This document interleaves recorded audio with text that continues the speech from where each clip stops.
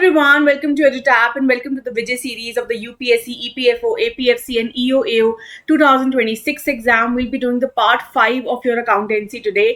अब देखिए हमने पार्ट 4 जो है पार्ट 1, 2, 3, 4 ये सब यूट्यूब चैनल पे अपलोडेड हैं. अगर आपने अभी तक नहीं देखे हैं तो उनको भी ज़रूर देख लीजिएगा बिकॉज वो काफ़ी अच्छे कॉन्सेप्ट बिल्डिंग है आपकी और उसके ऊपर काफ़ी क्वेश्चंस भी आ रखे हैं. राइट, सो पार्ट 5 को समझने के लिए भी ना जो पार्ट 4 है आपका जिसमें मैंने इनकम स्टेटमेंट और बैलेंस शीट को समझाया है वो बहुत इंपॉर्टेंट है बिकॉज उसके बिहाफ पे ही आपको रेशियोज जो हैं वो काफ़ी अच्छे से समझ में आएंगी. राइट, क्योंकि इसमें current assets, current liabilities, long term assets, long term liabilities, everything वो सब कुछ आपको पता होना चाहिए तभी आप पार्ट 5 को, ये जो रेशियोज चैप्टर है आपका पार्ट 5 में बेसिकली हम रेशियोज कंप्लीट करने वाले हैं, तो ये रेशियोज चैप्टर आपको तभी समझ में आएगा अगर आपको ये पार्ट 4 अच्छे से समझ में आ चुका है. Right, so I would first recommend you कि अगर आपने अभी तक नहीं देखा है तो पहले वो देखिए and then come back to the part 5. Right, now before I start with the ratios chapter I would like to tell you about the 48-hour trial of our master course that EduTap is offering you. अब ये basically क्या है, देखो कई बच्चे ना बड़े resist करते हैं कि यार हमें मास्टर कोर्स जो है वो बाय करना चाहिए या नहीं करना चाहिए. तो उसके लिए EduTap आपके लिए एक 2-day डेमो कोर्स लेके आया है of the master course for the UPSC, EPFO, APFC and EOAO 2026-27 course. ठीक है, अब बेसिकली ना ये एक प्रीव्यू कोर्स है कह लो. ठीक है, जिससे आप क्वालिटी अश्योर कर पाओगे कि हमारे मास्टर कोर्स की एक्चुअल में क्वालिटी कैसी है, क्या आपको समझ में आएगा नहीं आएगा, आपको एजुकेटर्स के बारे में समझ में आ जाएगा कि यार अच्छा ये वाला जो सब्जेक्ट है क्या मुझे इस एजुकेटर से समझ में आ रहा है या नहीं आ रहा है. So basically it's like a preview. ठीक है, तो EduTap आपको 2 days के लिए ये दे रहा है इन जस्ट ₹1. ठीक है, बड़ा ही नेग्लिजिबल प्राइस है. तो अगर आप ये लेना चाहते हैं तो आपका जो लिंक है ना वो डिस्क्रिप्शन में दे रखा है, वहां पे आप क्लिक करेंगे ना तो you will land up on this page only. Here you can get all the information as well and you can buy the course from here as well. ठीक है, तो कंसेप्ट क्लासेस मिल जाएंगे आपको, नोट्स मिल जाएंगे, current affairs magazine, solve previous year questions, chapter wise mock test भी मिल जाएंगे and current affairs mock test भी मिल जाएंगे. You will get everything a student who has taken the master course that student will get. You will get everything, okay, but just for 2 days, that is for 48 hours. ठीक है, अगर मैं course के content की बात करूं तो every subject is there. ठीक है, every subject, everything will be visible to you, nothing we have logged. ठीक है, ऐसा नहीं कि कुछ पार्ट आपसे छुपा लिया है एंड कुछ पार्ट ही आपको दिखाएंगे, नहीं, everything will be visible to you but just for the 2 days. ठीक है, तो ये ₹1 में आपके लिए अवेलेबल है. On the right hand side you will have the option to buy now. ठीक है, यहाँ से बाय करके अगर आपको लगता है कि हाँ ये बहुत अच्छा है और मेरे को समझ में भी आ रहा है then you can of course opt for a master course. ठीक है, तो चलिए हम चलते हैं अपने रेशियोज की तरफ, स्टार्ट करते हैं इस टॉपिक को. राइट, सो आज का टॉपिक है हमारा ratios. This is the part 5 today.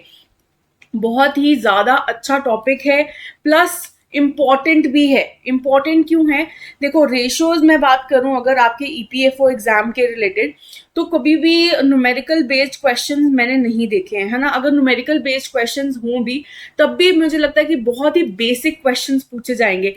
तो मैं जो है वो आपको बेसिक ही कराऊंगी, लेकिन जो थ्योरेटिकल पार्ट भी है उस पर भी हमने काफी फोकस करना है. ठीक है, तो रेशियोज जो है वो कंसेप्ट बिल्डिंग के लिए भी आपके लिए बहुत इंपॉर्टेंट है, प्लस इससे एमसीक्यूज आने के चांसेस भी काफी रहते हैं. राइट, सो इम्पॉर्टेंट भी है, बेसिक भी आएगा और इसमें आप मार्क्स लूज नहीं करेंगे तो आपके लिए बहुत ही अमेजिंग चीज है बिकॉज ईजी है. ठीक है, चलो let us start with the concept of our ratio कि रेशियो जरूरी क्यों होती है एक ऑर्गेनाइजेशन के लिए, क्यों हम रेशियोज निकालते हैं. ठीक है, लेट अस सपोज एक फर्म है XYZ लिमिटेड. ठीक है, XYZ लिमिटेड और एक फर्म है हमारी ABC लिमिटेड. तो देखिए जो XYZ लिमिटेड है ना वो अर्न कर रही है 10,000 रुपीज और ABC लिमिटेड अर्न कर रही है 20,000. तो मैं आपसे पूछूं कि that who is earning more, you will say ABC limited is earning more. Right, now when I say that okay XYZ is spending 5,000 rupees a month, okay, and ABC is spending 8,000 a month. Now if I ask you who is spending more, you will say ABC limited is spending more. But when I calculate it through the ratio the spend to earn ratio, I will see that this XYZ limited is spending 5,000 out of his income of 10,000 rupees. Okay, so basically 50% of his income he is spending, that is 0.5. Okay, और if I talk about ABC Limited, तो ABC Limited 8,000 रुपए कमा रही है but they are earning 20,000.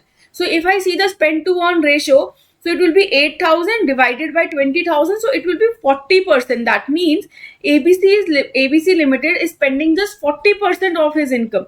So now if I ask you who is spending more, so you will of course say me that okay, XYZ Limited is spending more in comparison to his income, right? So basically ratios भी हमें इसी concept के बारे में समझाती है कि सिर्फ जो नॉर्मल फिगर्स है ना हमें एक्चुअल में पिक्चर नहीं दिखाती है, लेकिन जब हम रेशियोज निकालते हैं तो एनालिसिस करना काफी इजी हो जाता है हर फॉर्म के बारे में, उसकी प्रॉफिटेबिलिटी के बारे में, उसके डिफरेंट डिफरेंट एस्पेक्ट्स के बारे में, ठीक है? तो इसी कंसेप्ट को अंडरस्टैंड करेंगे तो हम 4 तरह के रेशियोज को पढ़ेंगे, ठीक है? तो 4 types of ratios. The first one is the liquidity ratio, ठीक है? लिक्विडिटी रेशियोज को हम शॉर्ट टर्म सॉल्वेंसी रेशियोज भी कहते हैं. सॉल्वेंसी का मतलब क्या कि कंपनी जो है, जो बिजनेस है, वो कितना कॉम्पिटेंट है कि वो अपने ऑब्लिगेशंस को, अपनी जो लाइबिलिटीज हैं उसके शोल्डर्स पे उसको पे ऑफ कर देगी. लेकिन जब मैं लिक्विडिटी रेशियोज की बात करती हूँ तब मैं बात करती हूँ शॉर्ट टर्म में, बेसिकली 1 ईयर में कि क्या उसकी स्ट्रेंथ है, ठीक है, फाइनेंशियल स्ट्रेंथ है कि वो कॉम्पिटेंट है कि नहीं, अपनी जितनी ऑब्लिगेशंस हैं उसकी एटलीस्ट 1 साल की, क्या वो कंप्लीट करने लायक है कंपनी या नहीं है, ठीक है? सेकंड आती है हमारी लीवरेज रेशियोज. लीवरेज रेशियोज ना बेसिकली हमारी लॉन्ग टर्म सॉल्वेंसी रेशियोज भी होती हैं. दैट इज ये बताती है फाइनेंशियल स्ट्रेंथ कि कितनी स्ट्रेंथफुल है कंपनी, कितनी कॉम्पिटेंट है to pay off the liabilities but in the longer run, ठीक है? जो लिक्विडिटी रेशियोज हैं वो शॉर्ट टर्म में बताती हैं, वेराज लीवरेज रेशियोज हैं वो लॉन्ग टर्म सॉल्वेंसी रेशियोज रहती हैं, ठीक है? वो लॉन्ग टर्म में हमें सॉल्वेंसी बताती है हमारी बिजनेस की. इसको हम कैपिटल स्ट्रक्चर रेशियोज भी कहते हैं. इसको हम समझेंगे कि इसको कैपिटल स्ट्रक्चर रेशियोज भी क्यों कहते हैं. देखो कैपिटल का बेसिक मतलब क्या है.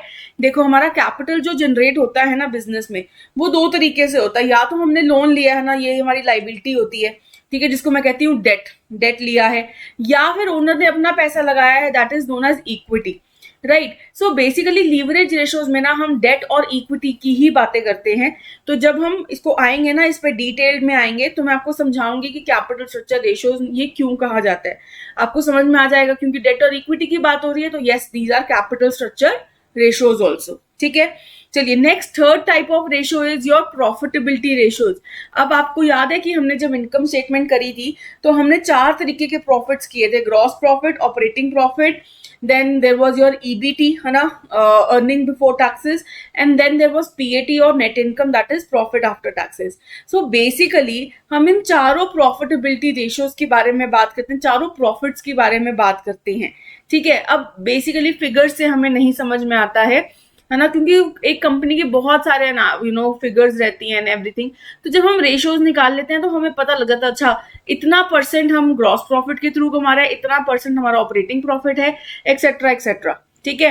तो प्रॉफिटेबिलिटी रेशियो समझ में आ जाएंगी. प्लस हमारी लास्ट टाइप ऑफ रेशियोज है एक्टिविटी रेशियोज. ये बताती है how active the company is. Okay, activity ratios, how active and efficient the business is, ठीक है?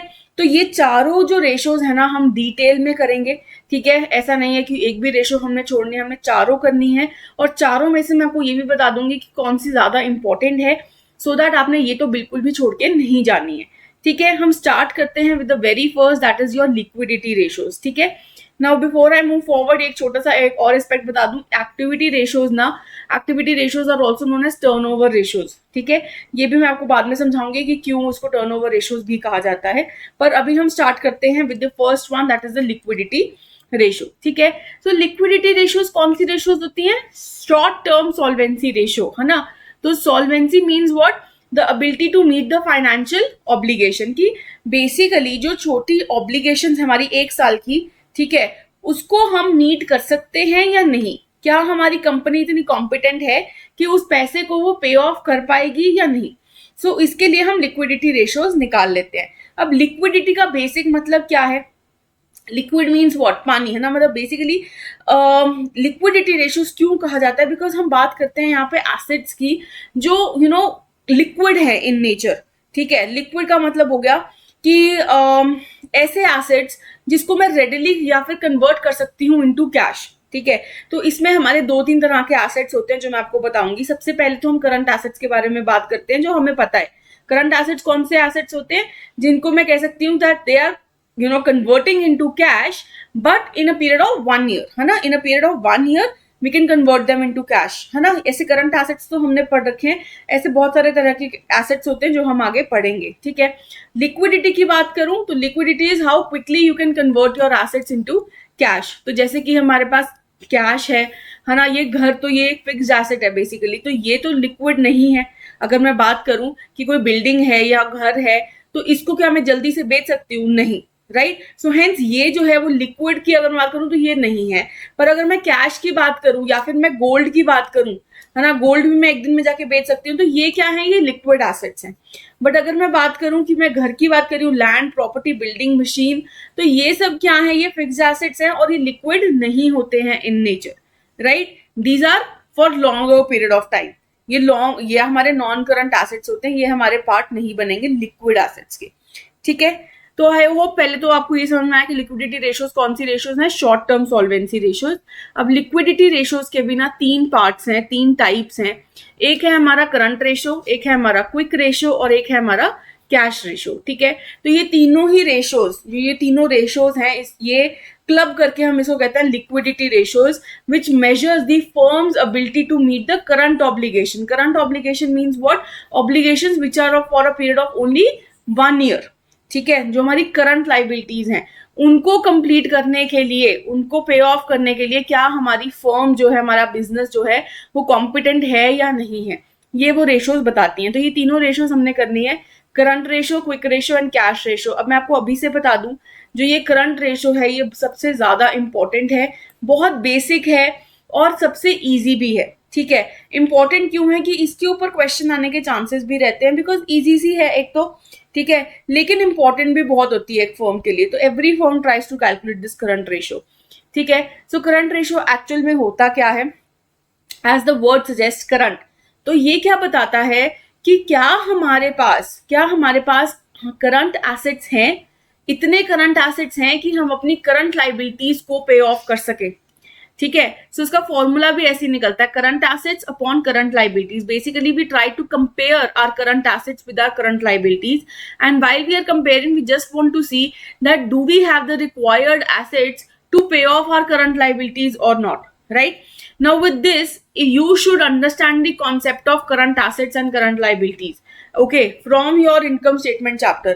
I am going to repeat it here, ठीक है। मैं बता देती हूँ आपको कि क्या क्या चीजें आएंगी, बट ये चीज आपको पार्ट 4 में जो मैंने आपको इनकम स्टेटमेंट समझाया है उससे बिल्कुल कनेक्ट करके आपको याद होना चाहिए कि करंट एसेट्स में कौन से एसेट्स आते हैं, करंट लाइबिलिटीज में आपकी कौन सी लाइबिलिटीज आती हैं। तो स्टार्ट करते हैं with the current assets, all those assets which can be converted into cash with in 1 year, है ना। तो जैसे कि हमारा कैश एंड कैश इक्विवेलेंट्स होता है, राइट। कैश हो गया, या फिर कोई हमने छोटी छोटी इन्वेस्टमेंट्स कर ली, ठीक है। डिस्पोजेबल इन्वेस्टमेंट्स जैसे कि हमारी FD, RD, just for a period of less than 1 year. Then debtors या फिर ट्रेड रिसीवेबल्स, जब हमने पैसे किसी से लेने होते हैं तो ये भी हमारे करंट एसेट्स हैं। इन्वेंट्री, जो इन्वेंट्री हम होल्ड करते हैं, हम हमेशा उसको करंट एसेट क्यों लेते हैं? बिकॉज हम ये सोचते हैं कि यार इन्वेंट्री जो है ना वो बार बार यूज भी होती रहेगी, बार बार चेंज भी होती रहेगी। सो हेंस ये आती है और जाती है, आती है और जाती है। सो हेंस ये जो है वो हम इसको होल्ड करके नहीं रखते for a period of more than 1 year. So ये हम कहते हैं कि this will be getting converted into sales, so hence it will be converted into cash as well, right. So ये भी आपका करंट एसेट होता है। देन प्रीपेड एक्सपेंसेस, जैसे कि आपने कोई एक्सपेंस है, इंटरनेट बिल है या फिर कोई इलेक्ट्रिसिटी बिल है, वो आपने पहले ही पे कर दिया एडवांस में, है ना, प्रीपे कर दिया। मोबाइल फोन हम ज्यादातर प्रीपे ही करते हैं। So in that case that is our asset, क्योंकि जो बेनिफिट है उसका वो आप बाद में लेते हैं, ठीक है। And any other current asset which is not falling under this, तो अगर आपको याद हो तो वो कौन सा है? इंटरेस्ट अक्रूड ऑन इन्वेस्टमेंट एक एग्जाम्पल था इसका, कि जो इंटरेस्ट आप अक्रू कर चुके हो लेकिन अभी तक आपको मिला नहीं है, वो भी आपका एक एसेट ही रहता है, right. Then current liabilities, current liabilities में क्या क्या आ जाएगा आपका? क्रेडिटर्स, बिल्स पेबल, ये दोनों ही आपका ट्रेड पेबल के अंडर आता है ना, कि बेसिकली हमने किसी से परचेजेस की थी और अभी तक पैसे नहीं दिए हैं तो वो हमारा क्रेडिटर बन जाता है। तो ये भी हमारी करंट लाइबिलिटी होती है, बिकॉज वी हैव टू पे this of with in 1 year. कोई भी आउटस्टैंडिंग एक्सपेंस, कोई एक्सपेंस है जो कर चुके हो लेकिन अभी तक पे नहीं किया, शॉर्ट टर्म बैंक लोन्स, कहीं से लोन लिया, बोरोविंग्स ली बट अभी तक पे करनी है, so hence that is also current liability. Then income tax liability, क्योंकि ये भी, इसको हम कहते हैं प्रोविजन फॉर टैक्स भी हो सकता है, इसको हम कह सकते हैं, क्योंकि बेसिकली हमें पता है ये जो टैक्स लाइबिलिटी हमें पे करनी है 1 साल के अंदर अंदर ही, है ना। तो या तो हम प्रोविजन बना लेते हैं कि हम पैसा साइड करके रख लेते हैं कि पता ही है कि टैक्स पे करना है इस साल, right. Then long term debt maturing in the current year, do you remember this, कि अगर हमारा 10 लाख रुपीस का लोन है, 10 लाख रुपीस का लोन है और हमें वो 10 ईयर्स में चुकाना है, तो इस साल मुझे कितना चुकाना पड़ेगा, इस साल मुझे चुकाना पड़ेगा 1 लाख रुपए। 1 लाख रुपए मेरा क्या हो गया, that is the debt which is maturing in this current year, so this will be the 1 lakh rupees will be your current liability, क्योंकि इसी साल की है ना, so hence आपका ये भी करंट लाइबिलिटी का पार्ट हो सकती है। And then any other current liability जैसे कि अनपेड डिविडेंड्स हो गए एक्सेट्रा एक्सेट्रा, वो सब हमारा करंट लाइबिलिटी का पार्ट बन जाता है, ठीक है। अब देखिए इसमें हमने बहुत ज्यादा, जब क्वेश्चंस आएंगे ना तो आप बहुत इजीली निकाल पाओगे कि करंट एसेट और करंट लाइबिलिटीज क्या होती हैं, और इसको जस्ट फॉर्मूला याद होगा तो आप डाल सकते हो, ठीक है। बहुत कॉम्प्लिकेटेड क्वेश्चंस मैं नहीं एक्सपेक्ट करती हूँ आपके एग्जाम के लिए, बट यस आ जाएं तो, क्योंकि आपको इनकम स्टेटमेंट आता है, क्योंकि आपको पता है कि करंट एसेट और करंट लाइबिलिटीज क्या होती हैं, सो मुझे नहीं लगता कि आपको दिक्कत होनी चाहिए, ठीक है। सो फॉर्मूला आई होप आपको समझ में आया, आपको मतलब समझ में आया करंट रेशियो का। It basically tells you that are you even competent enough to pay off your current liabilities with the help of your current assets. तो हेल्प करते हैं, कैलकुलेट करते हैं current ratio from the following information. Inventories दे रखी हैं आपको, this is your current asset और नॉट, यस। ट्रेड रिसीवेबल्स, ये भी आपका करंट एसेट है। एडवांस टैक्स, जब हम कोई भी टैक्स या फिर कोई भी एक्सपेंस पहले ही प्रीपे कर देते हैं, वो भी तो करंट एसेट होता है हमारा, yes. Then cash and cash equivalents, ये भी हमारा करंट एसेट का पार्ट है। ट्रेड पेबल्स, ये मेरा है current liability. And short term borrowings, ये भी मेरी करंट लाइबिलिटी है। सो टोटल कर लेंगे करंट एसेट का, टोटल कर लेंगे करंट लाइबिलिटीज का, और हमें पता है करंट रेशो कैसे निकलती है, current asset upon current liability. इसको टोटल कर लो, कितना आएगा, करंट एसेट आ गए हमारे 1,34,000, और करंट लाइबिलिटीज अगर हमने निकालनी है तो वो कितनी आ गई है, 1,04,000, राइट। सो इसको डिवाइड करेंगे, आपका आ जाएगा 1.29 which is a current ratio, this which is a current ratio 1.29, ठीक है। 1.29:1 भी आप लिख सकते हैं, ठीक है।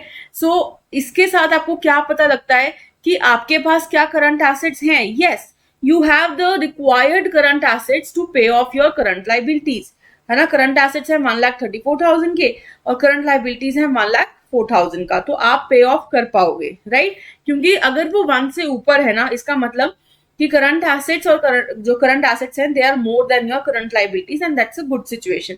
पर अगर मैं आइडियल रेशियो की बात करूं, ठीक है, अभी ओके, आइडियल रेशियो की बात करूं ना, तो you should no current ratio की आइडियल रेशियो क्या है, 2:1, कि एक कंपनी कहती है कि at least you should have your current assets twice the current liabilities, कि अगर आपकी करंट लाइबिलिटी फॉर एग्जाम्पल 50,000 है, ठीक है, तो आपके करंट एसेट्स कितने होने चाहिए, at least 1 lakh rupees. So this should be the ratio. This should be the ideal ratio for your current ratio. ये चीजें जो है छोटी छोटी आपने याद भी करनी है. You have to do remember all these things because ऐसे questions, ऐसे theoretical questions पूछे जा सकते हैं. ठीक है. Next move करते हैं towards our quick ratio. What is quick ratio? Basically देखो current ratio आपको समझ में आया तो quick ratio भी आपको समझ में आ जाएगा. क्विक रेशियो क्या होता है, quick assets upon current liabilities, quick assets upon current liabilities. Basically ना इसको समझते हैं with the help of an example. Late us से आपका एक फ्रेंड है जिससे आपने पैसे उधार लिए थे. अब वो जो फ्रेंड है जिससे पैसे उधार लिए थे वो आ गया आपके घर पे बेल मार के और कहता कि यार पैसे अभी चाहिए मुझे, मैं बैठा हूं तो पैसे ले आ. ठीक है. So in that case I should have quick assets, all those assets which are readily convertible into cash. ऐसा नहीं कि उसको सालों 3 मंथ लग जाएंगे, 4 मंथ लग जाएंगे उस कैश को कन्वर्ट होने के लिए. ठीक है. करंट एसेट्स तो ऐसे एसेट्स होते हैं which can be converted into cash but with in 1 year. लेकिन हमारे पास कुछ क्विक एसेट्स भी होने चाहिए जो बड़ी जल्दी कन्वर्ट हो जाए इनटू कैश, इमीडिएट बेसिस पे क्विकली हो जाए. तो इसको हम एसेट टेस्ट रेशो भी कहते हैं और इसको हम लिक्विड रेशो भी कहते हैं. It's a part of your liquidity ratio. ठीक है, that is different and this is different, liquid ratio या फिर क्विक रेशो भी कहा जाता है इसको। अब क्विक एसेट्स को हम निकालते कैसे हैं, क्विक या लिक्विड एसेट्स को? करंट एसेट्स, जितने भी हमारे करंट एसेट्स हैं उसमें से हम सब्ट्रैक्ट कर देते हैं इन्वेंट्रीज और हमारे प्रीपेड एक्सपेंसेस। अब आप पूछोगे क्यों कर रहे हैं हम ये ऐसा? क्योंकि मुझे चाहिए क्विक एसेट्स जो बड़ी जल्दी कन्वर्ट हो जाए इनटू कैश। ठीक है, इवन योर कैश तो कैश ही है, मार्केट सिक्योरिटी जैसे एफडी आरडी तोड़ के फटाफट पैसा आपके पास आ जाएगा। डेटर्स की मैं बात करूं तो डेटर्स को भी आप आपके घर कोई आ गया पैसे लेने तो आप किसी और के घर चले जाओ, अपने डेटर के घर चले जाओ कि पैसा दे दे मुझे। So hence in that case debtors भी कह सकते हैं कि क्विक हैं। बट जो इन्वेंट्रीज हैं, इन्वेंट्रीज का तो नहीं पता ना यार कि अभी बिक जाएगी नहीं बिकेगी, हो सकता है 1 महीना लग जाए इसको बिकने के लिए, हो सकता है 15 दिन लग जाए, हो सकता है 1 दिन में भी बिक जाए। तो हम ये बड़ी अनसर्टन है कि कब बिकेगी। ये पता है हमें कि विद इन 1 ईयर तो ये हो जाता है सॉल्व, लेकिन ऐसा मैं बोलूं कि यार अभी जाके सारा कुछ बेच के आ जाऊं तो ये बड़ा मुश्किल है ना, कस्टमर मिले नहीं मिले। So hence in that case वो हम सब ट्रैक कर देते हैं। और प्रीपेड एक्सपेंस, जैसे कि आप प्रीपे अपना फोन का बिल पे कर दिया आपने, ठीक है, वोडाफोन है आपका, एयरटेल है, कुछ भी है, आप पे कर देते हो, पहले ही अपना डेटा पैक ले लेते हो, अपना वॉइस कॉल्स का पैसा सारा भर के आप 2 या 3 महीने के लिए मुक्त हो जाते हो कि भाई हाँ ठीक है अब मैंने पे कर दिया। इन दैट केस अगर आप अगले महीने आपका फोन खराब हो जाए, बंद हो जाए, या फिर आपने नंबर चेंज कराना हो, तो क्या आप कंपनी से पैसा वापस ले सकते हो? नहीं, कोई भी कंपनी पैसा वापस नहीं करेगी कि खराब हो गए आपके पैसे।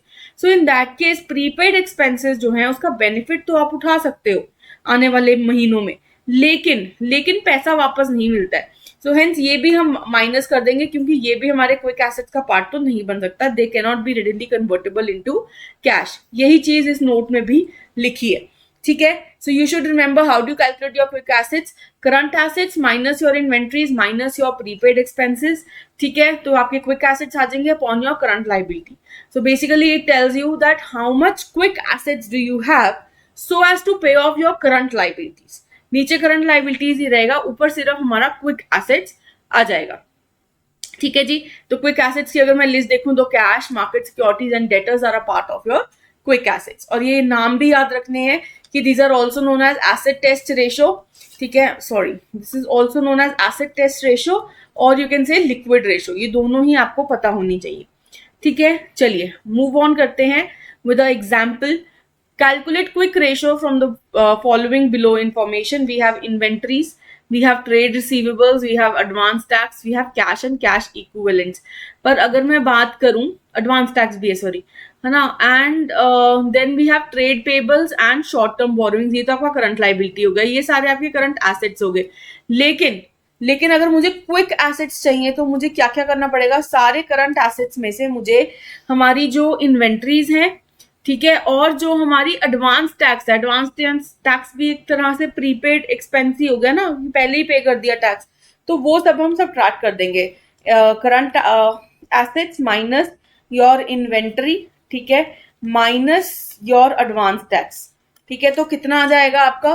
देखिए एक बार करंट एसेट्स आया तो पूरे आप एक साथ निकाल लीजिए, या फिर what you can do is आप सिर्फ ऐड कर लो, क्या क्या, सिर्फ आपका ट्रेड रिसीवेबल्स ऐड कर लो और कर लो सिर्फ आपका कैश एंड कैश इक्विवेलेंट्स। तो अगर मैं कहूँ तो क्विक एसेट्स आपके कितने आ जाएंगे? वो आ रहे हैं आपके 80,000, राइट।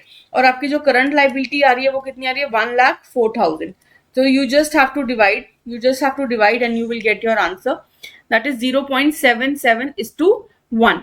अब ये मैं कहूंगी कि इतनी बुरी भी नहीं है कि आपके पास है कुछ एसेट्स जिससे आप अपनी करंट लाइबिलिटी को फुलफिल कर सकते हो। बट अगर मैं आइडियल रेशो की बात करूं तो वो होती है 1:1। That is at least you should have the same amount of quick assets that you have of current liability, ठीक है। जितनी आपकी करंट लाइबिलिटी है उतने ही आपके पास क्विक एसेट्स होने चाहिए। This is the ideal ratio. ये चीजें आपको छोटी छोटी याद करनी है, ठीक है। पर अगर मैं बात करूं कि हाँ 0.77:1 तो ये भी नॉट बैड होती है। 0.5 से एटलीस्ट आपका नीचे नहीं गिरना चाहिए, ठीक है। तो आइडियल क्या है? 1:1 की दोनों ही सेम हो आपके पास, कि इतने ही क्विक एसेट्स हैं जितनी आपकी करंट लाइबिलिटी है। बट यस, ठीक है, this is a conventional rule. अगर आपकी थोड़ी कम भी है तो इतना मैटर नहीं करता है, ठीक है, let us move to the next one under your liquidity ratio, that is your cash ratio. Cash ratio basically क्या होता है, ये और भी आपके करंट एसेट्स को और भी स्क्वीज डाउन कर देती है. इसमें हम डेटर्स को भी सब्ट्रैक्ट कर देते हैं. जब मैं क्विक एसेट्स की बात करी थी तो इसमें था cash, market securities and debtors. अब जब मैं आपके कैश रेशियो की बात करती हूँ ना, तो कैश रेशियो में तो मैं डेटर्स भी आपके रिड्यूस कर देती हूँ. तो अगर मैं बात करूं कि कैश रेशियो में कैसे आएगा आपका न्यूमिनेटर, तो उसमें करंट एसेट्स में से इन्वेंट्री भी निकाल दूंगी, प्रीपेड एक्सपेंसेस भी निकाल दूंगी, इवन योर डेटर्स भी निकाल दूंगी. ऐसा क्यों?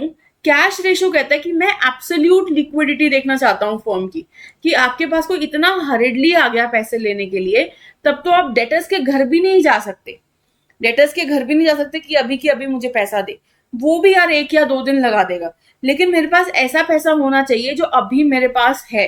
That is your cash, your bank balance and your marketable securities.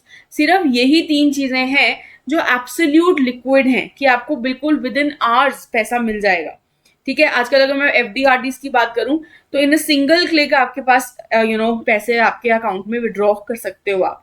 So hence this is a kind of your cash assets. ठीक है, तो cash and bank balances plus your marketable securities upon your current liabilities. So here in this case we are trying to measure that how much absolute liquid assets do we have, absolute liquid assets or cash assets that we have, so as to fulfill our current liabilities. ठीक है, so with this हमने 3 ratios कर ली हैं आपकी liquidity ratios की. One is your current ratio, second is your quick ratio and third is your cash ratio. If you have any doubt write down in the comment section, वरना हम आगे तो अभी मूव कर ही रहे हैं. ठीक है, और इसमें से मैं बता दूं कि कौन सी सबसे ज्यादा इंपॉर्टेंट है, that is your current ratio. Current ratio आपने बिल्कुल भी छोड़ के नहीं जानी है. और देखोगे तो ये तीनों ही रेशियोज जो लिक्विडिटी के अंडर है एटलीस्ट, ये तो बहुत ज्यादा ईजी है. Right, so with this your liquidity ratios are complete. Now the next one that we are going to move is the leverage ratio. ठीक है, leverage ratio क्या होता है? These are also known as long term solvency ratios. Basically it tells me the financial strength of the company but in a longer run. ठीक है, also known as capital structure ratios. तो इन leverage ratios के अंदर भी ना हम ये सारी तरीके की रेशियोज करेंगे. हम ये मेजर करने की कोशिश करेंगे the degree of indebtedness and the ability to pay off this debt. Right, so इसमें बेसिकली हमने 6 तरह की 1, 2, 3, 4 इन the case of first case and second के केस में ये 2 रेशियोज करनी है थोड़ी डिटेल में. ठीक है, इसमें से भी मैं आपको इंपॉर्टेंट बताती रहूंगी कि कौन से सबसे ज्यादा इंपॉर्टेंट है जो आप छोड़ के नहीं जा सकते हैं. सो पहला है आपका measure of degree of indebtedness. Now मैंने आपको एक चीज बताई थी कि ये जो लीवरेज रेशियोज होती है ना, जिसको मैं कहती हूँ लॉन्ग टर्म सॉल्वेंसी रेशियोज, इसको ना मैं कैपिटल स्ट्रक्चर रेशियोज भी कहती हूँ. क्यों? देखो, आपका जो कैपिटल है ना पूरी ऑर्गेनाइजेशन का, राइट, वो हम कहते हैं कि basically this is the amount जो आपके बिजनेस में इन्वेस्टेड है. ठीक है, अब जो जितना भी कैपिटल है, जितना भी पैसा है आपके बिजनेस में, वो 2 तरीकों से है. एक, या तो हमने उसको उधार ले रखा है, दैट इज द डेट. ठीक है, जैसे कि मैंने कहीं से बोरो किया हुआ है फंड. या फिर सेकंड सिनेरियो है कि जो ओनर है ना उसने कुछ पैसा इन्वेस्ट कर रखा है, जिसको मैं कहती हूँ इक्विटी. राइट, सो पहली जो रेशियो है ना, that is known as debt equity ratio. ये आपको बताएगी भी क्या?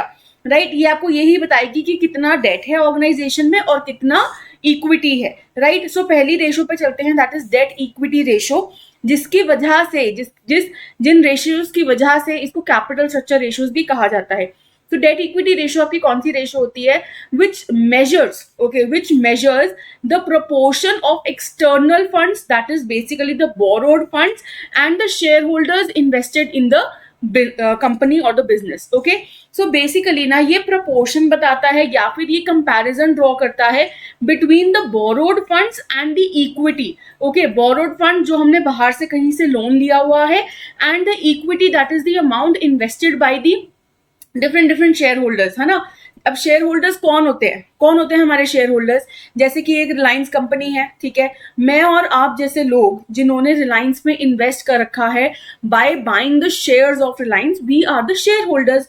तो जो भी अमाउंट हम इन्वेस्ट करते हैं, राइट तो वो रिलायंस कंपनी अपनी बैलेंस शीट में एज इक्विटी ही दिखाता है ना, दिखाता है कि this is the amount that is invested by the share holders, तो वो कंपनी का हम कहते हैं that is the equity, right. और जो उसने पैसा उधार पे ले रखा है, जैसे कि किसी बैंक से, किसी फाइनेंशियल इंस्टीट्यूशन से उसने कहीं पैसा उधार लिया हुआ है, वो सब उसके एक्सटर्नल फंड्स हैं, that is basically the borrowings taken by the company. So basically ये डेट इक्विटी रेशियो बताता भी क्या है, it tells us about the relationship between the external debts, okay, the long term borrowings and the long term provisions also, ठीक है। Long term provision जो हम पैसा साइड करके रखते हैं, ठीक है, वो भी इसमें इंक्लूड होता है।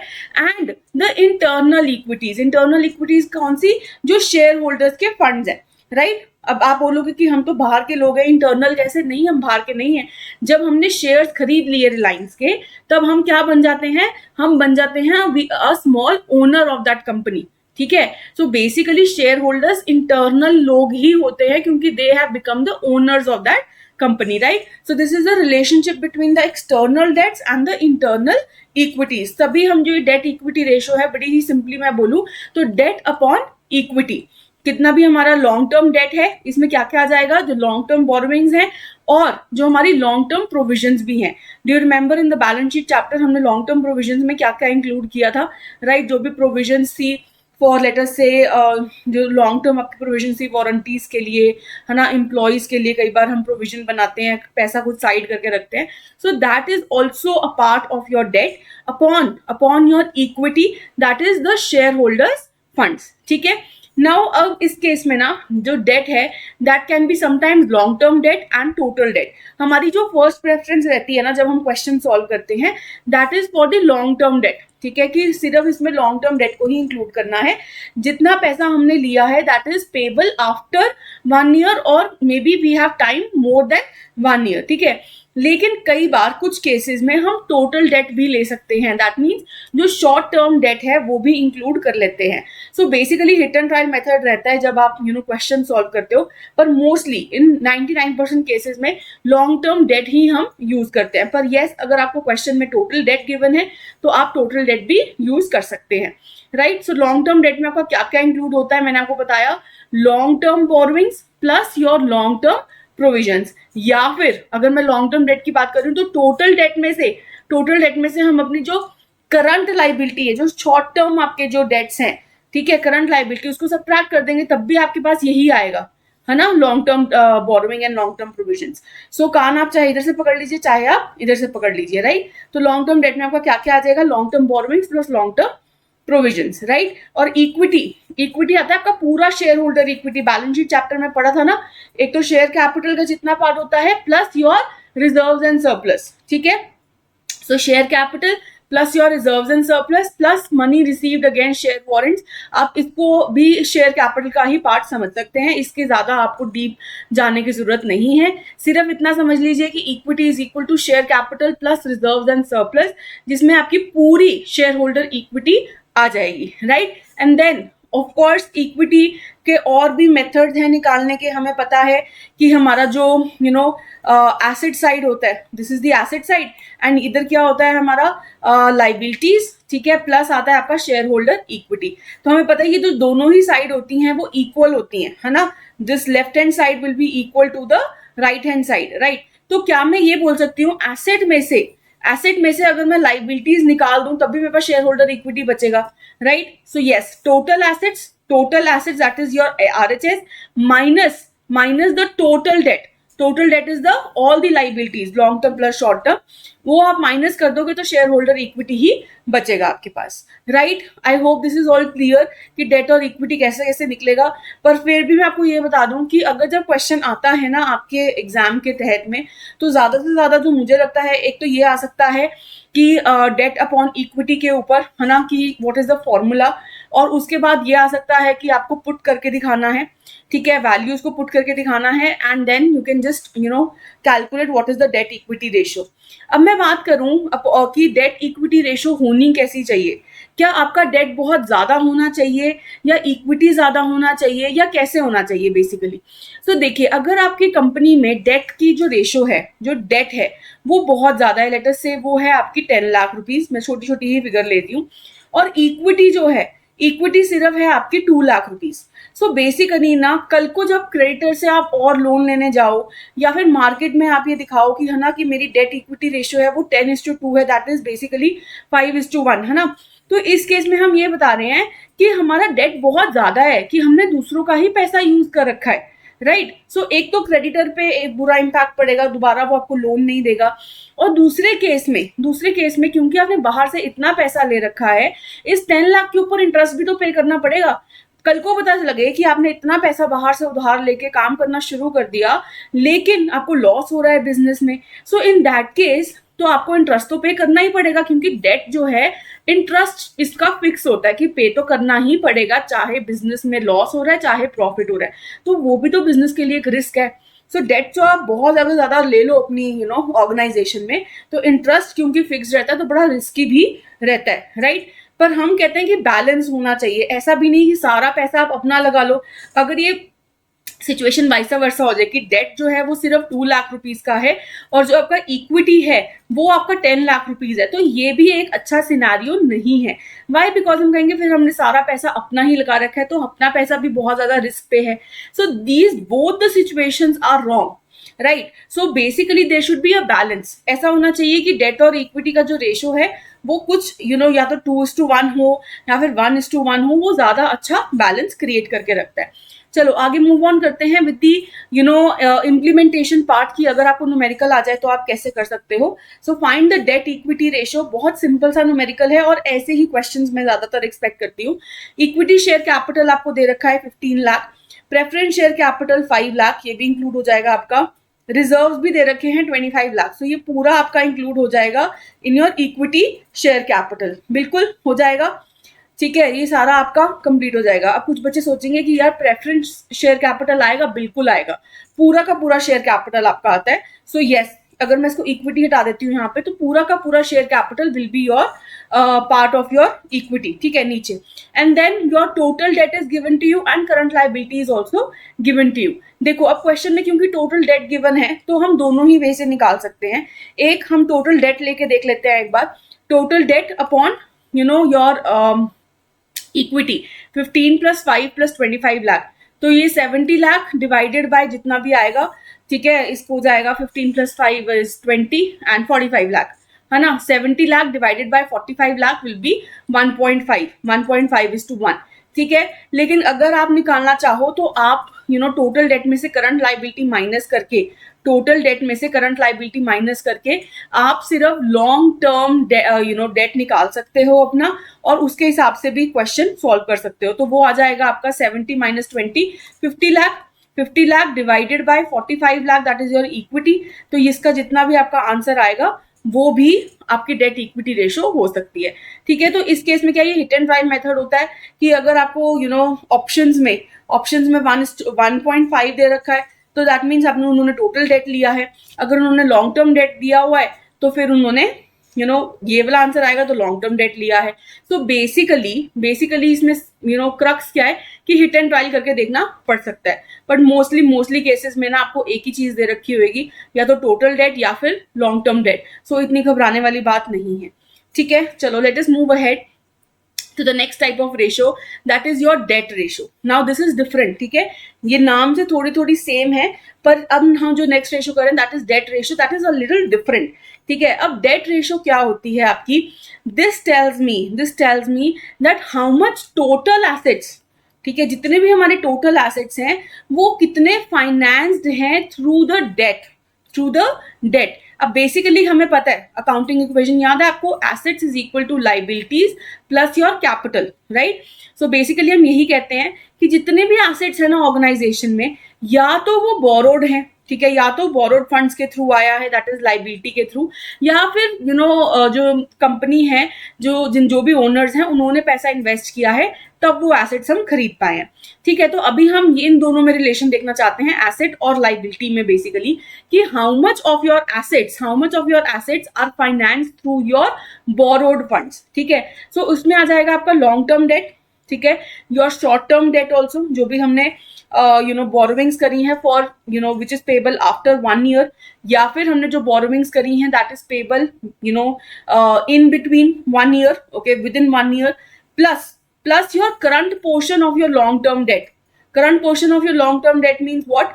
अब देखिए, याद है आपको, हमने बैलेंस शीट में भी किया था कि अगर आपने एक लोन लिया है 10 ईयर्स के लिए, ठीक है, 10 ईयर्स के लिए 10 लाख रुपीज का लोन लिया है, तो इस साल कितना अमाउंट पे करना है? इस साल आपको 1 लाख रुपीज पे करना है. 10 lakh divided bye 10, 1 lakh rupees आपको इस ईयर में पे करना है, दिस ईयर. सो हेंस ये क्या है आपका? ये this is the current portion of the long term date.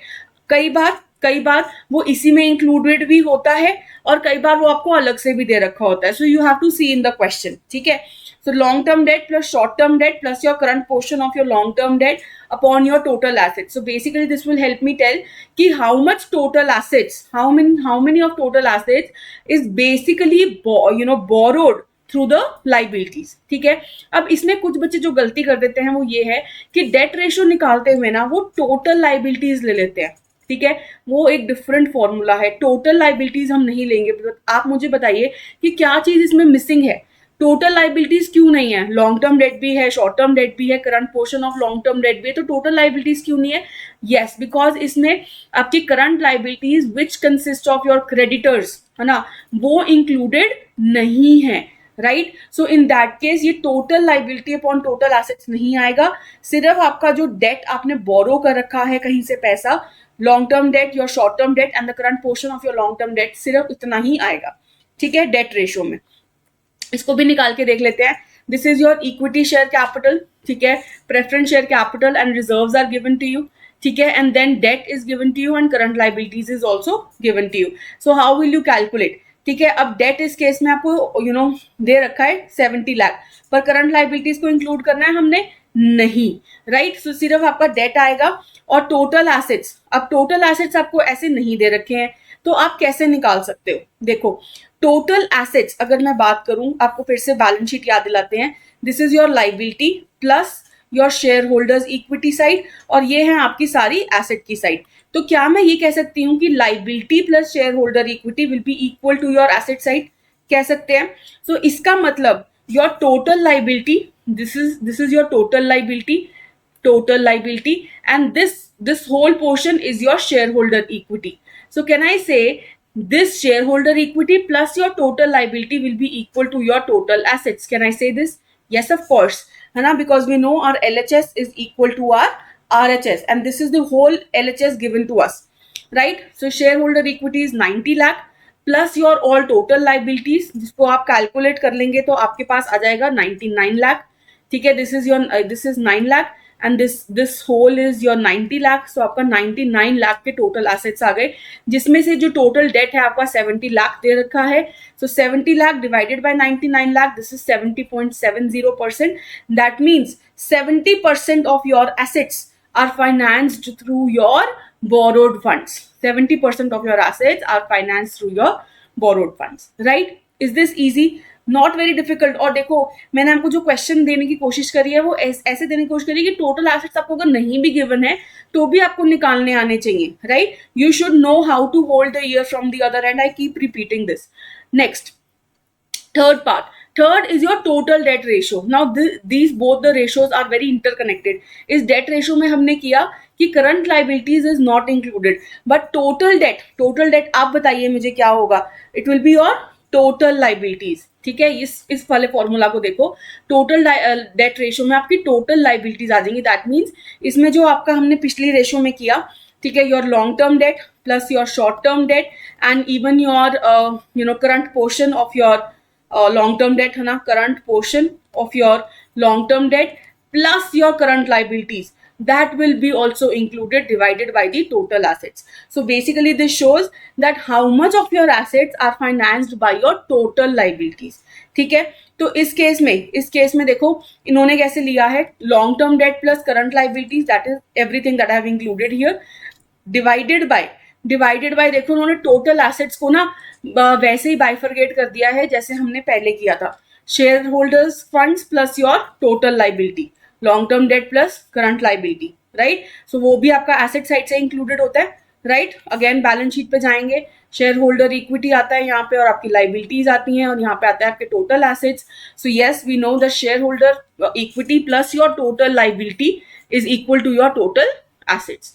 So hence इन्होंने जो एक्सपैंड करके दे दिया है आपको फॉर्मूला, ये भी आपको पता होना चाहिए, ठीक है। तो टोटल लाइबिलिटी इस केस में long term debt upon long term debt plus current liability, that means the whole side, ठीक है, the whole side of your liability, share holder equity included नहीं है इसमें, ठीक है। एंड टोटल एसेट्स में आ गया आपका the whole LHS, share holder funds plus long term debt plus your current liability, ठीक है जी। I hope this is very much clear. इस पे भी एक क्वेश्चन करके देख लेते हैं।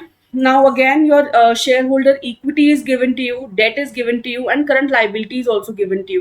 सो इस केस में जब आपने टोटल लाइबिलिटी निकालनी है तो आप ये दोनों ही लेंगे, दैट इज 90 लाख, ठीक है। टोटल लाइबिलिटी इज 90 लाख और जो आपके टोटल एसेट्स है, again total assets will be the sum of everything. So ये this is 9 lakh plus your 90 lakh, this is 99 lakh के आपके टोटल एसेट्स हो गए। So now 90 lakh divided by your 99 lakh will give you how much? 90.90. That means your assets, your total assets are financed.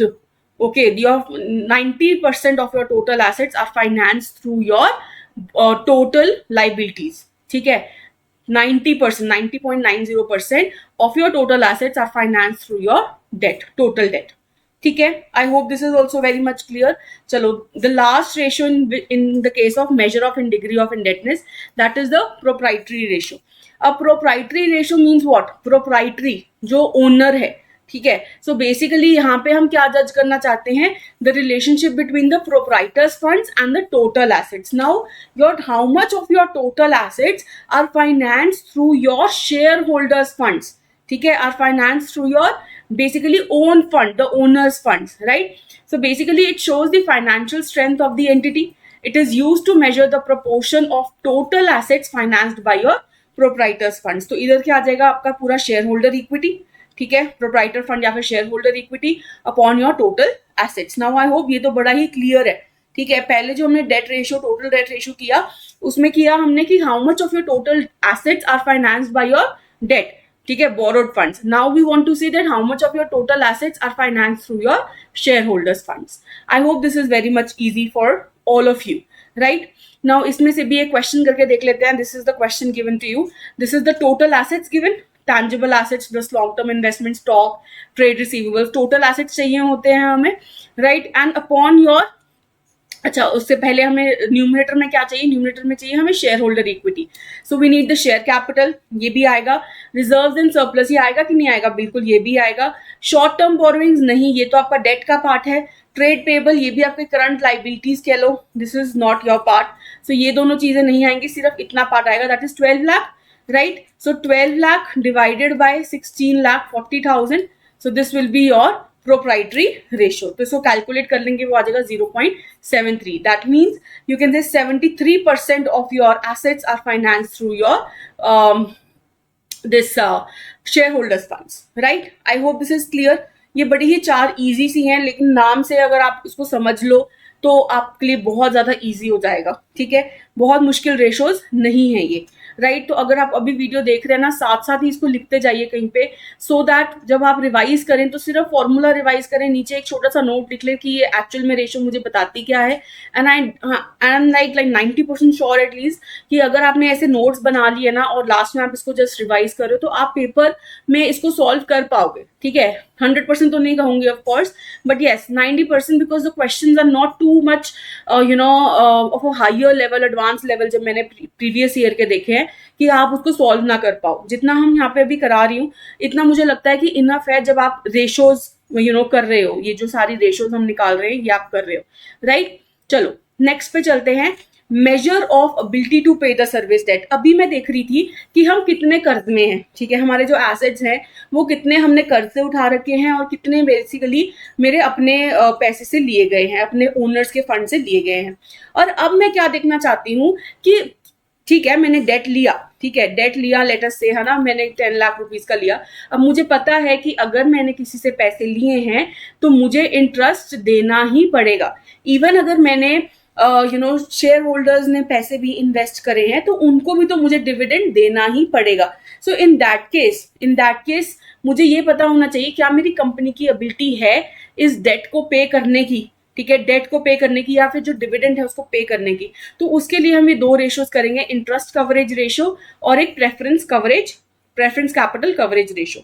पहली है आपकी interest coverage ratio. देखो, अब इसके लिए आपको आपकी इनकम स्टेटमेंट याद होनी चाहिए, ठीक है।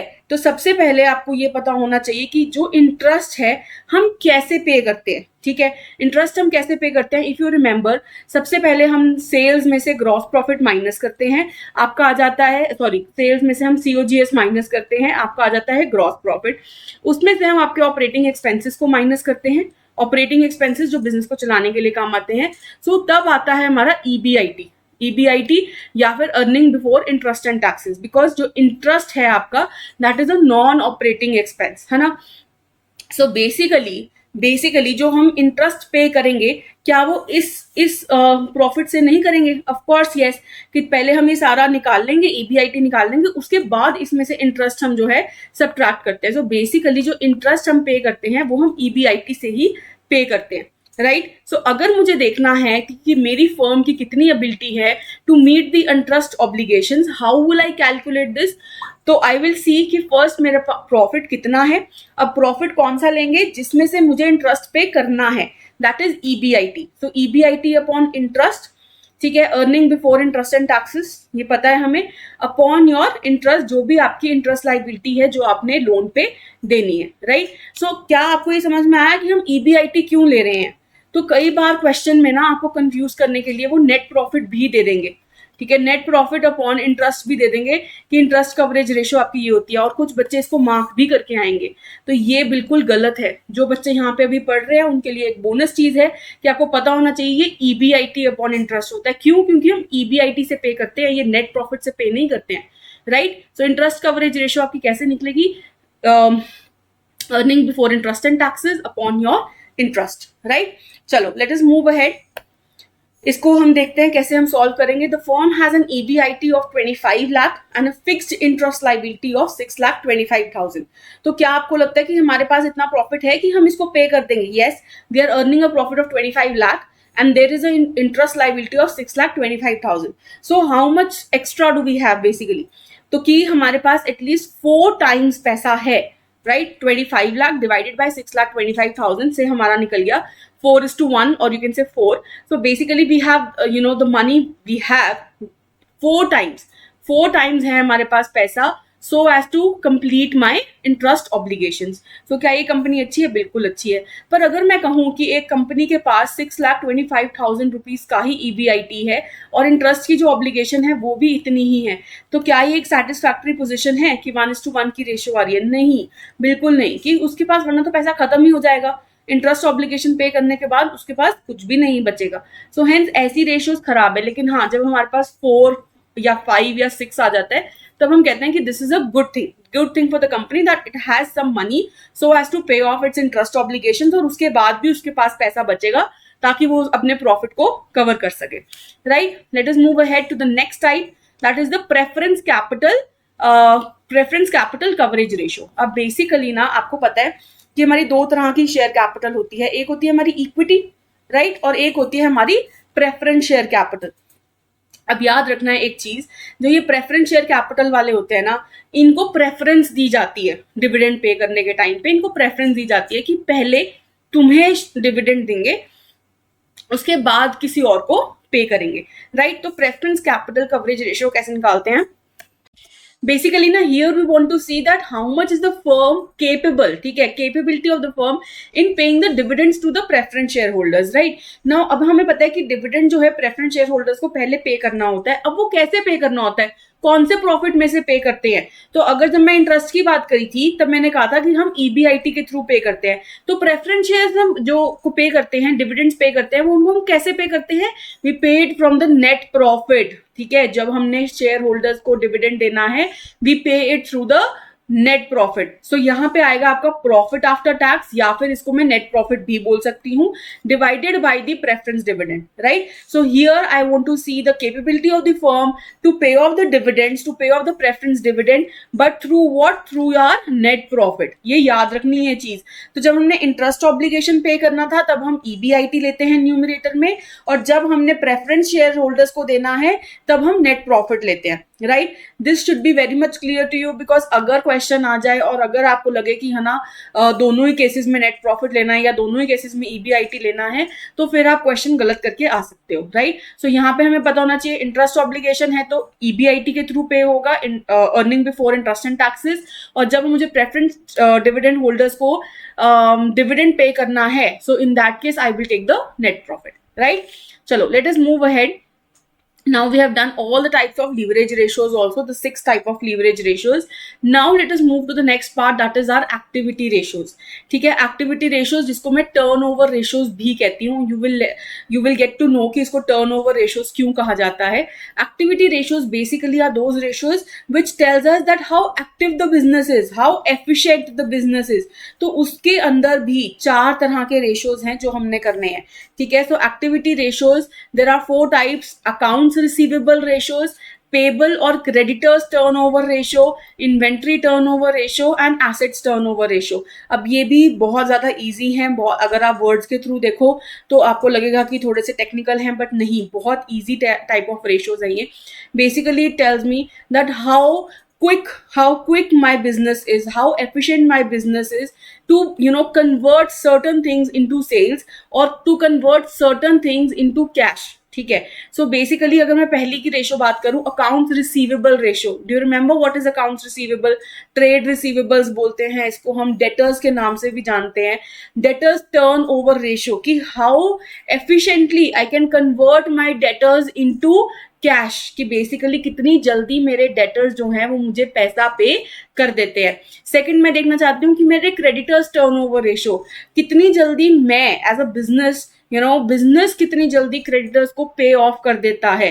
ठीक है, क्रेडिटर्स को पैसे पे कर देता है. क्या ये भी एक अच्छी चीज है? हाँ, अगर मैं जल्दी अपने क्रेडिटर्स को पे कर दूंगी तो I can get the trust of those creditors. So hence creditors turnover ratio भी जानना एक कंपनी के लिए जरूरी है. देन इन्वेंट्री टर्नओवर रेशो, कि जितनी भी इन्वेंट्री मेरे स्टोर में पड़ी है, वेयर हाउस में पड़ी है, how quickly can I get this converted into cash, into sales. ठीक है, and then my assets turnover ratio, कि how quickly, how efficiently my assets helps us to generate revenue. ठीक है, एक एक रेशो को बड़े ध्यान से करते हैं. ठीक है, और डिटेल में करते हैं. पहली चलते हैं हम इन्वेंट्री टर्नओवर रेशो में. ठीक है, पहली इन्वेंट्री टर्नओवर रेशो करते हैं, बड़ी इजी सी है. नाउ इन्वेंट्री टर्नओवर हम कैसे निकालते हैं? Cost of good sold upon the average inventory. ठीक है, इसका फॉर्मूला थोड़ा सा डिफरेंट है from the other ones. Cost of good sold या फिर हम इसको नेट सेल्स भी बोल सकते हैं, net sales upon average inventory. But the first preference that we need to give is to the COGS. अगर सीओजीएस क्वेश्चन में अवेलेबल है तो हम सीओजीएस लेते हैं, लेकिन अगर वो अवेलेबल नहीं है तो हम नेट सेल्स के थ्रू भी इन्वेंट्री टर्नओवर रेशो निकाल सकते हैं. ये दोनों ही चीजें आपको याद रखनी है. अगर आपके ऑप्शंस में बाय चांस एग्जामिनर आपसे पूछ ले तो ऑप्शंस में अगर net sales upon average inventory है तो वो भी गलत नहीं है. ठीक है, बेसिकली हम यहाँ पे क्यों लेते हैं ये ratio? This basically tells me how quickly my inventory is converted into sales. ठीक है, this is the inventory turnover ratio. और कॉस्ट ऑफ गुड सोल्ड हम इसलिए लेते हैं बेसिकली क्योंकि सेल्स तो हमें ना बेसिकली ये बताता है कि कितना पैसा आपके पास आएगा एक्चुअल में. बट अभी अगर हमने जानना हो कि हाउ क्विकली हम अपना जो इन्वेंट्री है ना उससे हम अपना जो एटलीस्ट कॉस्ट है उसको कितनी जल्दी कवर कर पाते हैं. ठीक है, इन्वेंट्री टर्नओवर रेशो से. बट यस, अगर कॉस्ट हमारे पास नहीं है तो हम नेट सेल्स भी ले सकते हैं कि कितनी जल्दी हम अपनी एवरेज इन्वेंट्री को नेट सेल्स में कन्वर्ट कर देते हैं. अब बेसिकली कई बार क्वेश्चन बच्चों के दिमाग में ये भी आता है कि हम एवरेज क्यों ले रहे हैं इन्वेंट्री का. देखो, इन्वेंट्री क्या है ना, आज अगर 2 लॉट्स आए, ठीक है, फिर 2 लॉट्स बिक गए, फिर चलो 1 लॉट और आया, फिर 3 लॉट और आए, उसमें से 2 लॉट और बिक गए. सो बेसिकली क्या हो रहा है, पैसे जो इन्वेंट्री है वो आ रही है, जा रही है, आ रही है, जा रही है. सो इन दैट केस हमें एवरेज चाहिए होता है. हम ऐसे तो कैलकुलेट नहीं कर सकते कि अच्छा कितनी आई कितनी गई और पूरी इन्वेंट्री निकालेंगे, नहीं, इसलिए हम एवरेज ले लेते हैं. ठीक है जी, सो एवरेज इन्वेंट्री ले लेंगे, cost of good sold upon the average inventory. अब कई बार इन्वेंट्री टर्नओवर रेशो में हम ये भी जानना चाहते हैं कि कितने दिनों में, in how many days we can convert our inventory into sales. So basically inventory turnover ratio के साथ साथ हम डेज ऑफ इन्वेंट्री होल्डिंग भी निकाल सकते हैं कि कितने टाइम तक मुझे इन्वेंट्री को होल्ड करना पड़ता है. ठीक है, और उसके बाद वो कन्वर्ट हो जाती है इनटू सेल्स। तो कैसे निकालूंगी, पहले तो मुझे वो रेशो निकालनी पड़ेगी, इन्वेंट्री टर्नओवर रेशो, और उसको मैं कैसे लिख दूंगी, 360 लेते हैं हम बेसिकली, 365 नहीं लेते हैं, नंबर ऑफ डेज 365 होते हैं इन अ ईयर, लेकिन हम रेशोज में ना 360 लेते हैं। लेकिन अगर क्वेश्चन में गिवन है कि टेक 365 तो 365 ले लेंगे, but mostly we take 360 so that calculation easy हो जाए। Divided by the inventory turnover ratio, ठीक है, divided by the inventory turnover ratio, ठीक है। सो इसको निकाल के भी देख लेते हैं एक बार। चलिए आगे चलते हैं क्वेश्चन पे। A firm has a opening stock of 2 lakh rupees and a closing stock of 2,50,000। The net sales made by the company is 12 lakh, ठीक है। ग्रॉस प्रॉफिट भी दे रखा है, that is 25% of the selling price. Calculate the inventory turnover ratio. So basically this stock is your inventory only. So we have the opening stock and the closing stock as well. So we can just find out the average. How will you find out the average? Opening stock plus your closing stock divided by 2 will give you your average inventory. ठीक है जी. So इसको निकाल के देख लेंगे. 2 lakh plus 2 lakh 2.5 lakh divided by 2, ये आपका आ जाएगा 2.25 समथिंग, है ना, 2.25 लाख आ जाएगा आपका. This is your average inventory. और अगर मैं बात करूं नेट सेल्स की आपको गिवन है, लेकिन साथ में ग्रॉस प्रॉफिट भी गिवन है, तो मैं सीओजीएस कैलकुलेट कर सकती हूँ, राइट. सो ग्रॉस प्रॉफिट कितना गिवन है, that is 25% of your selling price. So that means it is 25% of 12 lakh. It is something around 3 lakh rupees, I suppose. 25% of 12 lakh is 3 lakh. Yes. So कैसे निकाल लेंगे आपको COGS? COGS कैसे निकलेगा? Sales minus gross profit. Can I say this? Sales minus COGS is equal to gross profit. So yes, sales minus gross profit will give me COGS, right? So sales में से मैं अगर जब अपना gross profit of 3 lakh rupees निकाल दूंगी, 12 lakh minus 3 lakh will give me the COGS of 9 lakh rupees. आ गया आपका, ठीक है. और यहाँ पे आपकी एवरेज इन्वेंट्री भी आ गई. सो 9 lakh divided bye 2,25,000 will give you 4. That means this is inventory turnover ratio. That means 4 times in a year, है ना, your inventory turnovers. That means it changes, ठीक है. 4 times in a year आपको अपनी जो inventory है वो चेंज हो जाती है into sales, and this is a good ratio. This is a good ratio. और days of inventory holding देखूं तो 360 that is the number of days in a year divided by the ratio, that is 4. That means 90 days के लिए a minimum of 90 days के लिए आपको जो inventory है वो होल्ड करके रखनी पड़ती है. उसके बाद it gets converted into sales. तो एक साल में 90 डेज के लिए इन्वेंट्री होल्ड करोगे, फिर वो सेल्स में कन्वर्ट हो जाएगी, फिर 90 डेज के लिए होल्ड करोगे, फिर वो सेल्स में कन्वर्ट हो जाएगी.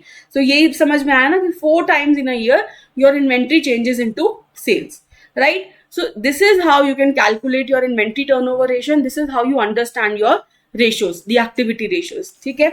The next ratio is your accounts receivable ratio. Okay, the next ratio is your accounts receivable ratio. तो इसको हम डेटर्स रेशो भी कहते हैं, right. Debtors is what, why accounts receivable और वाई डेटर्स. सो बेसिकली अगर मैंने किसी को सेल करा है, ठीक है, सेल करी है, इन दैट केस उसने मुझे भी पैसे नहीं दिए, so in that case he becomes my debtor. So accounts receivable, I have to receive money from him, so he is my accounts receivable और debtors turnover ratio. How will you calculate this? Now here I want to see credit sales divided by average debtors. Credit sales upon your average debtors. Why? Because credit sales के through ही आपके debtors निकल के आएंगे, है ना. जितनी भी credit sales करोगे उसके बिहाफ पे ही पता लगेगा ना कि कितने debtors आपके एक्चुअली बनेंगे, right? So credit sales upon your average debtors. Here again we are taking average debtors. Why? Because debtors भी आते जाते रहते हैं. So in that case we take the average. So this indicates the number of times our debtors turn over each year. ठीक है. तो higher the turnover, जितनी जल्दी वो लोग आपको पे कर देंगे, the more efficient the management of credit is, right? कि उतनी ही जल्दी आपके पास पैसा भी आता रहेगा. And in this case also we can calculate the number of days, कि जितना एवरेज कलेक्शन पीरियड अगर हमने निकालना है तो वो कैसे निकलेगा कि it will indicate, first of all it will indicate at how many days it takes to collect money from the debtors, है ना. कितने दिन लगते हैं कि डेटर्स से पैसा आपके पास आएगा. Again how will you calculate? 360 upon debtors turnover ratio, right. 360 upon the debtors turnover ratio. इसको भी कैलकुलेट करके देख लेते हैं. A firm has a total sales of 10 lakh rupees. ठीक है. Out of this 80% are on credit. That means अगर मैं क्रेडिट सेल्स की बात करूं तो वो कितनी है, 8 लाख रुपीज की. The firm has a opening and closing debtors of 1,50,000 and 1,70,000. Can you calculate the average? 1,50,000 plus 1,70,000 divided by 2 will give you your average debtors, and the credit sales is 8 lakh rupees. So your average debtors comes out to be 1,60,000. So it will, what will be the formula? 8 lakh divided by 1,60,000, so it will be 5. That means 5 times in a year your debtors are paying you the money, like they are getting converted to cash. ठीक है जी. So average collection period अगर हमें निकालना है तो कैसे निकालेंगे? 360 divided by 5. That means 72 days, at least 72 days it takes to collect the money from the debtors. Now अगर देखो बेसिकली मैंने उनको जो पीरियड दिया, जो डेटर्स को पीरियड दिया, लेटर से मैंने उनको 45 डेज का टाइम दिया था कि आप पे कर दीजिए, लेकिन 72 डेज का एवरेज आ रहा है कि 72 डेज में आपके डेटर्स जो है वो आपको पे करते हैं. तो तब तो मैं कहूंगी कि ये गलत है. This is a wrong scenario. But yes, if I give them 90 days, if I'm giving them 90 days to pay off, but they are taking just 72 days, तब मैं बोलूंगी that this average collection period is a good period. So it all depends upon organization to organization कि कितना average collection time हम उनको देते हैं और कितना average निकल के आ रहा है. ठीक है. So next, let us move to the creditors turnover ratio or the payables turnover ratio. ये वाली रेशो पे चलते हैं. Now in this case, I want to calculate that कितनी जल्दी मैं अपने creditors को, जिन लोगों से मैंने उधार लिया है या फिर मैंने उनसे कुछ परचेजेस की थी और पैसे नहीं दिए, they are my creditors. So in that case, how many times in a year am I giving my creditors the money? ठीक है. सो पेबल टर्नओवर रेशियो या फिर क्रेडिटर्स टर्नओवर रेशियो कैसे निकलेगी?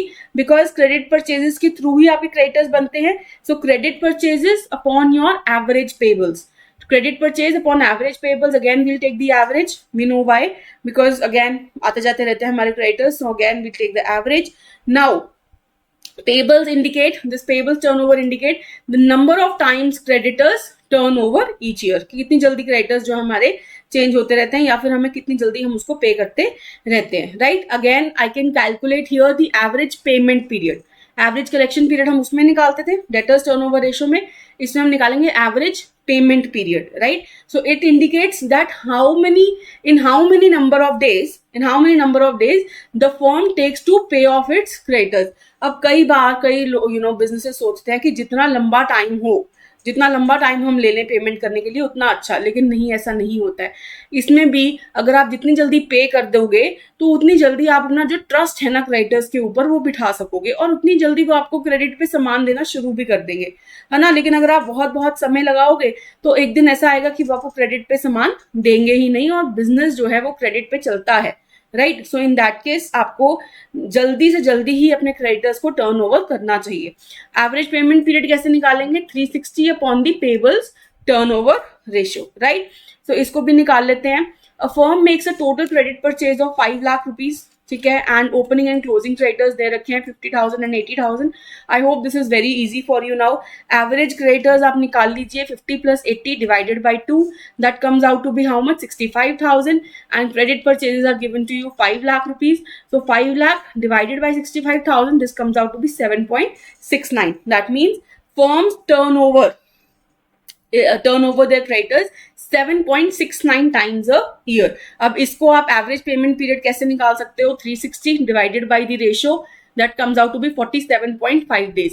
दैट मीन्स एक फर्म 47.5 days का average payment period लेती है. ठीक है. एवरेज पेमेंट पीरियड कितना लेती है? 47.5 days to pay off its creditors.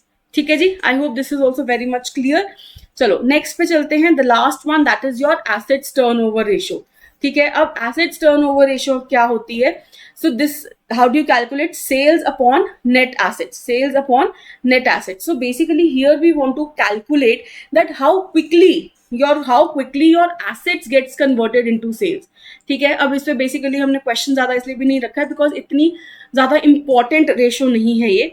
But yes, again question आ जाए तो आपको पता होना चाहिए. Net assets upon your sales upon your net assets will indicate your net assets turnover ratio. Basically it tells us how quickly your assets, how efficient your assets is to generate sales, sales, right? So this is how you can calculate your net assets turnover ratio. अब ये इतनी ज़्यादा बहुत ज़्यादा important नहीं है, इसी करके हमने इस पे क्वेश्चन वगैरह नहीं रखा है, राइट? चलिए, late us move ahead to the last type of ratios, that is your profitability ratios. अब इसके लिए आपको बहुत ज़रूरी है कि आपको इनकम स्टेटमेंट याद हो, आपको याद हो कि कौन सी 4 तरीके की रेशियोज हमने करी हैं प्रॉफिटेबिलिटी में. So one is your gross profit, do you remember gross profit? Then your EBIT, earning before interest and taxes. Then we have your EBT, right, earning before taxes. And then the last one is your net profit, or also known as PAT, profit after taxes. So if you remember all these 4 types, तो बहुत अच्छी बात है, वरना आपको income statement, balance sheet and income statement, right? तो income statement आपको दोबारा देखनी पड़ेगी, राइट? सो प्रॉफिटेबिलिटी रेशियोज पे चलते हैं. So these are the 4 ratios जो हमने करी भी हैं, ठीक है? Gross profit ratio, net profit ratio, ठीक है? Operating expense ratio, this is basically your indicating your expenses, only the operating expenses. And this is the operating profit ratio, this indicates your EBIT, ठीक है? So basically ये तीन ratios इन्होंने ली हैं, gross profit, net profit ratio and operating profit ratio. And this is the expense ratio. एक एक करके सारी रेशियोज हम करते हैं, right? First one is your gross profit ratio. How will you calculate? इसके लिए अगेन इनकम स्टेटमेंट बहुत अच्छे से याद होना चाहिए कि ग्रॉस प्रॉफिट सबसे पहले हम निकालते कैसे हैं. कैसे निकालते हैं gross profit? Sales minus COGS, cost of goods sold. अब कॉस्ट ऑफ गुड्स सोल्ड भी याद रखना है कैसे निकलता है. Opening stock plus purchases plus direct cost minus your closing stock. ये याद है कि नहीं फॉर्मूला? बिकॉज अगर ये याद नहीं है तो बहुत सारी गलतियां कर बैठोगे. और ये ग्रॉस प्रॉफिट रेशियो के ऊपर क्वेश्चंस भी आपके प्रीवियस ईयर क्वेश्चंस में आए हुए हैं, तो ये आपने जरूर करके जानी है, ठीक है? सो gross profit ratio is sales minus COGS upon sales, या फिर हम कहेंगे ग्रॉस प्रॉफिट अपॉन सेल्स, ठीक है? सो बेसिकली दिस इंडिकेट्स कि जो भी आप सेल्स कर रहे हो, ठीक है, उसमें से कितना, उस सेल्स में से आप कितना ग्रॉस प्रॉफिट निकाल पाते हो, ठीक है, right? Next is your net profit ratio. How will you calculate this? See, net profit is your profit after taxes, right? So in this case we calculate that sales में से जब आप total sales of let us say 100 rupees, total sales of 100 rupees हैं, तो उस 100 rupees में से कितना पार्ट आपका ओवरऑल प्रॉफिटेबिलिटी आती है. फॉर एग्जाम्पल आपकी सेल्स है 100 रुपीज की, और जो प्रॉफिट आफ्टर टैक्सेस आ रहा है तो सारे तरीके के एक्सपेंसेस को माइनस करके वो आता है आपका 20 rupees. That means 20% profit, 20% profit आप कमा पा रहे हो थ्रू योर सेल्स ऑफ ₹100, ठीक है? 20 rupees on every sale of ₹100, right? So this is your net profit ratio, profit after taxes या फिर net profit upon sales. Now comes your operating expense ratio. अब बेसिकली ये कौन सी ratio होती है जो मेजर करती है that what proportion of your revenue is consumed by the operating expenses. अब देखो, ऑपरेटिंग एक्सपेंसेस आपके कौन से एक्सपेंसेस होते हैं जो बिजनेस को चलाने के लिए काम आते हैं. नाउ इसका फॉर्मूला क्या होगा?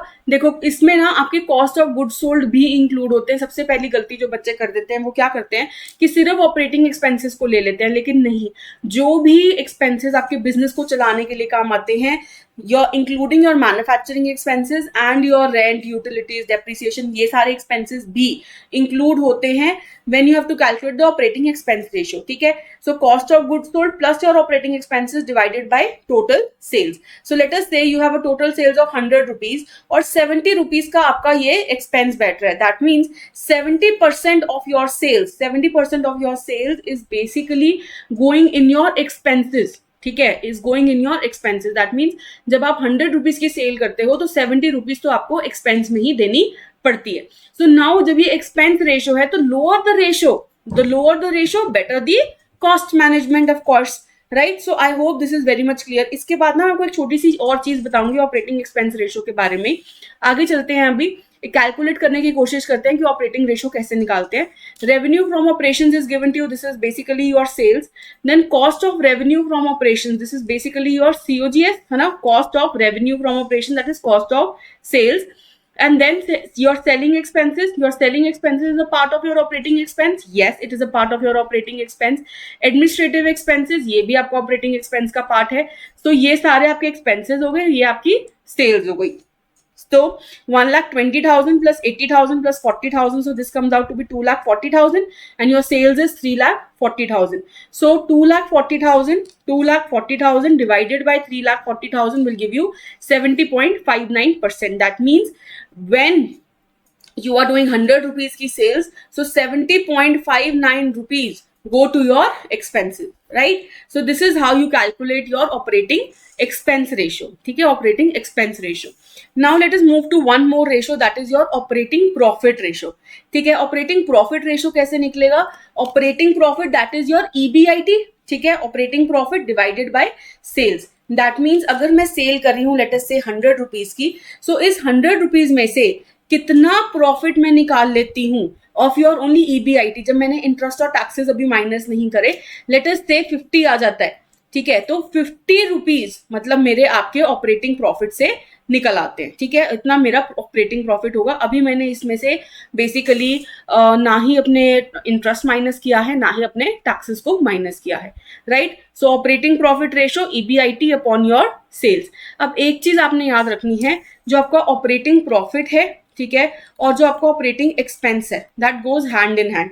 लेट अस सपोज आपकी जो ऑपरेटिंग एक्सपेंस रेशो है वो आ गया आपका 70%. ठीक है, so basically your operating profit would be how much, you tell me. अगर operating expenses, that means 100 rupees की सेल्स करने पे 70 रुपीज आपके एक्सपेंसेस में चले जाते हैं, तो प्रॉफिट कितना हुआ?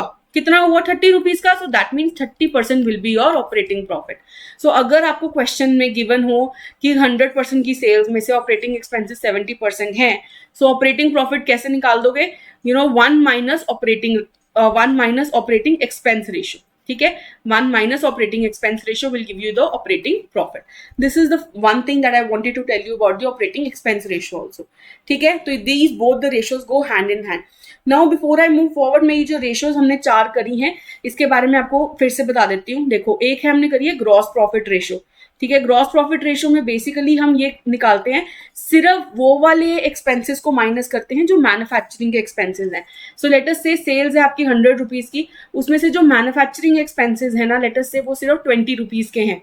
ठीक है, अभी तो इसमें से हमने ना कोई ऑपरेटिंग एक्सपेंस माइनस किया, जैसे कि हमारे रेंट, यूटिलिटीज, ये सारे एक्सपेंसेस माइनस नहीं किए, ना ही इंटरेस्ट माइनस किया, ना टैक्सेस माइनस करे. सो बेसिकली आपका ग्रॉस प्रॉफिट कितना आ जाता है? 80 रुपीज का out of your total sales of 100. That means 80% profit अभी आप कमा पा रहे हो. देन हम निकाल लेते हैं, इसके बाद ना मैं आपको निकाल के देती हूँ EBIT. ठीक है, इसको थोड़ा सा हम लाइन वाइज चलते हैं. EBIT या फिर operating profit ratio. That means जब मैंने अपने 20 रुपीज का तो सिर्फ अभी COGS था, लेकिन जब मैंने अपने ऑपरेटिंग एक्सपेंसेस भी माइनस कर दिए, 20 रुपीज मैंने ये माइनस कर दिए, और ऑपरेटिंग एक्सपेंसेस भी, जैसे कि लेट अस सपोज मैंने 40 रुपीज के माइनस कर दिए. दैट मीन्स सारे मेरे रेंट, यूटिलिटीज, डेप्रिसिएशन, इन सबको मैंने माइनस कर दिया, तब मेरी कितना प्रॉफिट मैं कमा पा रही हूँ. So 100 minus 20 minus 40 upon 100 total sales of 100. So ये आ जाएगा आपका 100 माइनस 60, दैट इज 40%. 40% का EBIT आ गया आपका. दैट मीन्स 40%, 40 रुपीज की 100 रुपीज की सेल करने पे 40 रुपीज आपका ऑपरेटिंग प्रॉफिट आ जाएगा. सो ये दो रेशियोज आपको समझ में आई है ना? ये दोनों ही रेशियोज आपको समझ में आई, क्योंकि इनकम स्टेटमेंट हमने किया है. पहले आप सिर्फ COGS माइनस कर रहे थे, तो सिर्फ 80% का प्रॉफिट आपका निकल के आ रहा था, लेकिन जब आपने और भी ऑपरेटिंग एक्सपेंसेस माइनस करे, तब पता लगा कि जो प्रॉफिट है फर्म का वो 40% है. अब मैं इसमें से ही आप लगा लो कि मैं अपने सारे इंटरेस्ट को भी माइनस कर देती हूँ, टैक्सेस को भी माइनस कर देती हूँ, तब मेरा निकल के आ जाएगा नेट प्रॉफिट रेशियो. वो कैसे निकाल दूंगी? देखो, 100 रुपीज की मैंने सेल करी, 20 रुपीज का COGS आ गया, ठीक है, और 40 रुपीज का मेरा रेंट, यूटिलिटीज में चला गया, माइनस लेट अस से 20 रुपीज और मेरे इंटरेस्ट और टैक्सेस में चले गए. तो अब मेरी ओवरऑल प्रॉफिटेबिलिटी कैसे निकलेगी?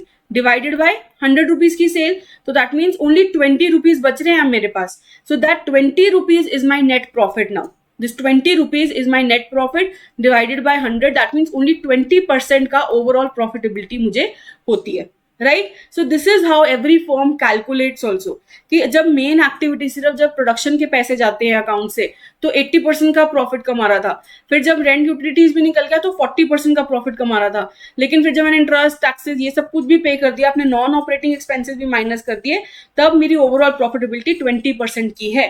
Right. So this is how every firm also calculates. और इसी के साथ हमारा ऑपरेटिंग एक्सपेंस रेशो है. ऑपरेटिंग एक्सपेंस तो आपको समझ में आएगा कि कितने एक्सपेंसेस हमने करे, है ना. तो यहाँ पे हम सिर्फ एक्सपेंसेस की बात करूँ तो यहाँ पे मैं बोलूँ कि 20 रुपीज की मेरी COGS थी और 40 रुपीज के मेरे ऑपरेटिंग एक्सपेंसेस थे. तो that means 20 + 40 that is 60/100. 60% of my total sales goes to my expenses. और हमें पता ही है जो EBIT वाली रेशो है और ऑपरेटिंग एक्सपेंस वाली रेशो है वो हैंड इन हैंड जाती है. अगर EBIT मेरी 40% आ रही है तो ऑपरेटिंग एक्सपेंस मेरा 60% होगा और vice versa. Right. I hope ये चारों ही रेशोज आपको बहुत अच्छे से क्लियर है. सबसे ज्यादा अगर मैं बात करूं कि इंपॉर्टेंट रेशोज कौन सी हैं आपकी अब, तो सबसे पहले मैं स्टार्टिंग से जाऊंगी तो करंट रेशो आपकी बहुत इंपॉर्टेंट है. ठीक है, जो सबसे पहली रेशो हमने करी थी. उसके बाद डेट इक्विटी रेशो, ठीक है, जो आपकी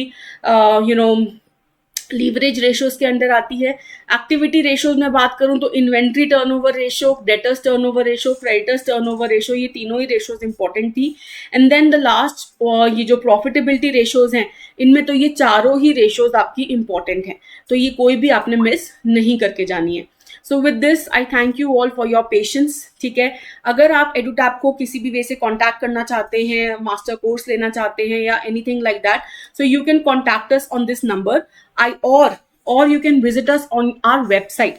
वेबसाइट पे कैसे विजिट कर सकते हो, आपने लिखना है edutap.in. आपने क्रोम पे जाना है, लिखेंगे edutap.in, तो उसके अंदर ना आपको आ जाएगा कोर्सेज सेक्शन. ठीक है, उस कोर्सेज सेक्शन के अंदर आप UPSC EPFO के अंदर जाएंगे और आप देख पाओगे कि एडुटैप क्या क्या आपको ऑफर कर रहा है. तो एक तो आपको मास्टर कोर्स है. ठीक है, मास्टर कोर्स 2026-27 का. इसमें सब कुछ अवेलेबल है, आपके कंसेप्ट नोट्स, क्लासेस, आपके करंट अफेयर्स की magazines, solve PYQs, chapter wise mock test, current affairs के mock test, full length mock test, everything will be given to you and for every subject.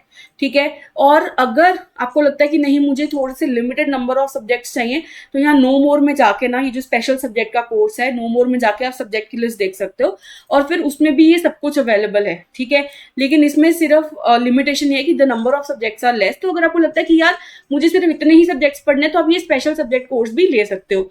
Then एक test series भी एडुटैप ने आपके लिए निकाली है, जिसमें आपको टेस्ट सीरीज के साथ साथ करंट अफेयर्स की मैगजीन्स भी मिल जाएंगी, chapter wise mock test, solve PYQs, current affairs के मॉक टेस्ट भी मिल जाएंगे और फुल लेंथ मॉक टेस्ट भी मिल जाएंगे.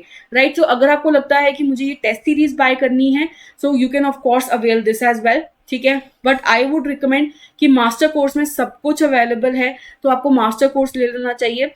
और 2 डे डेमो का बारे में आपको ऑलरेडी मैं बता चुकी हूँ, जो आप नीचे स्क्रॉल डाउन करेंगे ना तो आपको ये भी दिख जाएगा. सो ये 2 डे डेमो कोर्स है जो आप बाय कर सकते हो इन जस्ट ₹1. इससे आपको प्रीव्यू मिल जाएगा कि आपका जो मास्टर कोर्स है वो दिखता कैसा है, उसके जो नोट्स हैं, सब कुछ है, वो आपको समझ में आएगा या नहीं आएगा. So thank you so much. And if you like this video to do like, share and comment. ठीक है, और ऑफ कोर्स आप अगर हमें बताएंगे कि आपको क्या क्या इसमें से समझ में आया, क्या क्या अच्छे पॉइंट्स थे, और अगर आप लिखेंगे इसमें कॉमेंट सेक्शन में कि कैसी लगी आपको video, so it will be a very good pleasure for all of us. So thank you so much. Best of luck everyone.